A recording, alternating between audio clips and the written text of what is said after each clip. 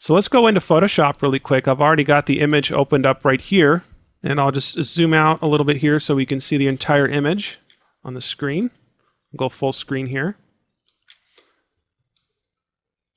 And let's take a look over here on the layers palette. We have several different layers here. Not a whole lot though. I mean, this is not, compared to a lot of projects, this is not a whole lot of layers. And this is not really hard to do. The whole thing about this is just finding the right photos, and that's the most difficult part. Or, you know, finding photos that you think that go well together, parts of different things, metal things, you know, figure out if they just work together well. And sometimes I'll just crop things out and stick them on the photo and move them around until until I like it, until I find that the image is looking the way I want it to look. You can also do too much too. You can go a little bit overboard, and I like to step back a little bit. I remember that when I originally created this, I was going to make it this much bigger image with all this other stuff. But I figured, you know, in design, a lot of the times it's what you don't do. And you know, that's what makes an image great. It's what you don't do. And it's so true. And it's the same way with photography. With photography, it's really a lot of times what you don't have in the image. And it's sort of the same way with design. So try to keep that in mind and just be conservative. But I'm just going to go through here, and what I'll do is just make these layers invisible. And we can start at the bottom here. Here's the original right here that I've just cropped out. And you can see that I've extended the canvas beyond the stock image canvas. You can see that. And I've added some shadows on the sides of the face. That way you don't see the edge of the stock image, because it is very close to the side of the face there. So I added some face shadows, and I think what I'll do is, this is sort of going off the screen here, but what I'll do is, whoops, let me go ahead and make this a little smaller. Okay, well this is going off the screen, but what I'm going to do is make the palette thumbnails here just a little bit larger. And I'll go ahead and select layer bounds. That way you can see the whole object or the contents on the layer in the entire thumbnail. Look at that.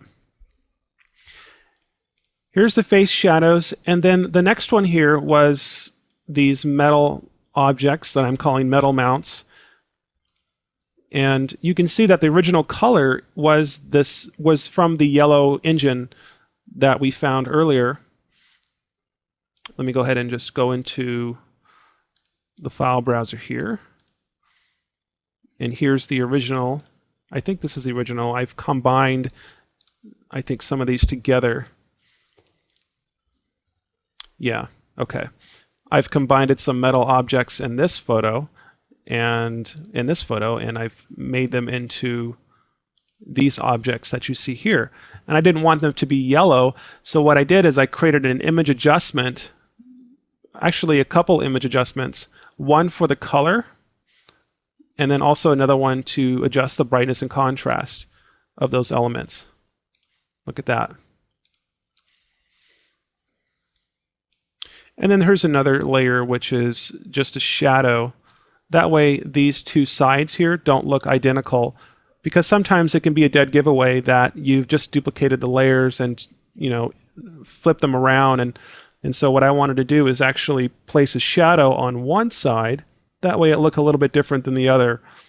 And here's my serial port here that just went right in the eye. Now don't ask me how I got that idea, but I don't know, I was just looking through some photos and I found this serial port, and I think it was actually a photo that I took from the back of my computer like a few years ago, and I decided to just go ahead and crop that out and use that because I wanted to place something in the eye. That way it didn't look too normal. I wanted to make it a little bit out of the ordinary.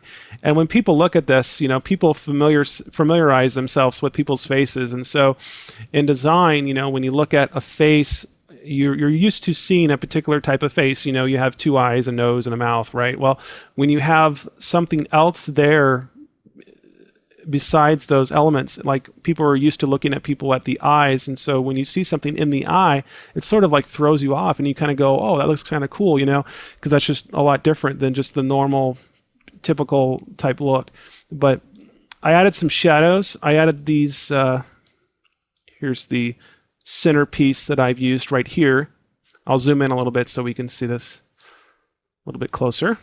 What I did is I masked this out. I basically just cut it out of this image right here, and I flipped it around, and as soon as I placed it on the face, you could immediately tell that it needs some type of shadow. You just can't leave it like this, because if you're going to have something on a face, whether it's a pair of glasses or whatever, there's always these little shadows. So I had to create these shadows. I wanted to create a very deep dark shadow, and then also another softer shadow, something like this. So it looks like it's really on the face. So always keep that in mind. You're placing things. I'm getting more involved in shadows because I realized that was a lot of things that were missing in my older art. Is that I could have pushed the shadows just a little bit more, because it really makes it look like things are really there. So what else we got here? I've also added an image adjustment to that, and I used I used my classic color blends here. Now, in a lot of these projects on this course, you can see that I've used the same blue and brown blend for the color. And I used the same ones because I wanted to sort of create this theme. I wanted everything to kind of look like everything went together.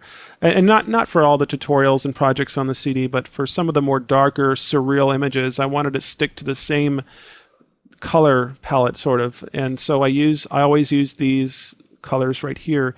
But with the blue overlay, basically what it is an overlay.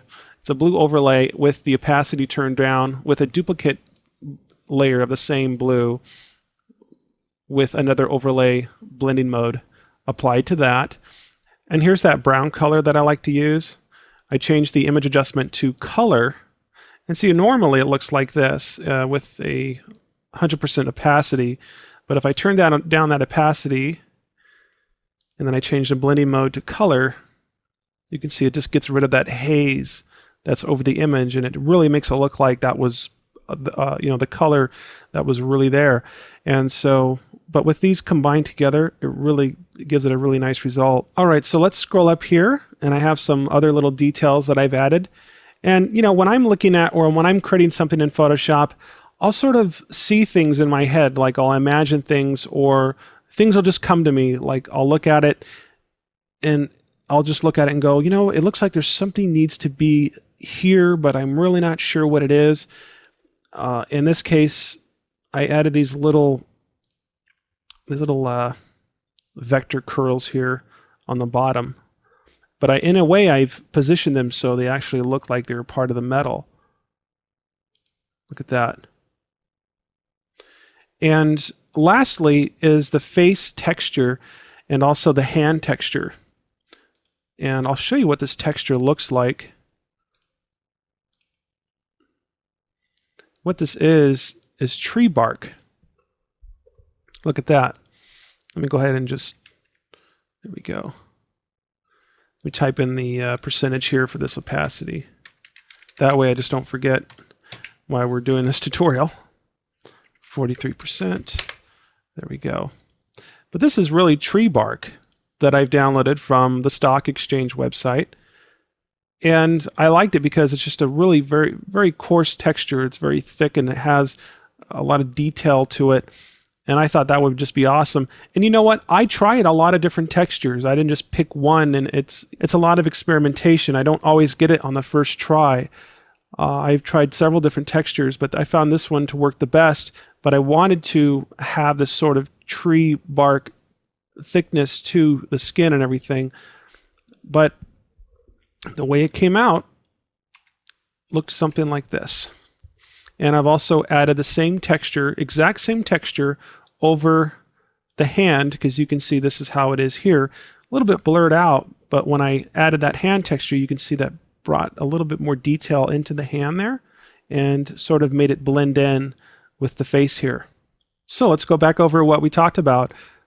I started off with the original stock image that I had right here, and I went over to the sxc.hu Stock Exchange website to look for parts of engines and different things like that. And I placed them into, or I saved them to my hard drive, and then what I did is I opened them up into Photoshop, and then I zoomed into them, and I grabbed the pen tool, and I just went around the parts that I wanted. And let me go ahead and just redo this because I didn't have the paths only. And I just went in here and made a path around the objects on the photo or the pieces on the photo that I wanted to keep and cut out to use for my project. And I'm doing this very fast so I can just show you what I did here. And I connected it, and I can right click inside of that path, click on make a selection, click OK, and that makes that a selection. And I can just come up here to edit, copy, and then we can move over to the project here, and I can go to edit, paste, and I can paste this part onto the project, so I can place this wherever I want it. And that's what I did for all these parts on the face here. I did that the exact same way. So if you would like to master masking and cropping, check out the masking and cropping video on this course, and I will go in depth and show you a bunch of different ways how you can cut out objects or mask hair and anything that has to do with masking and cropping. It's all in that video. So, well, there you have it. And I hope you learned some things during this video. And that is how I created the Darkfaces image. And we'll see you guys on the next video.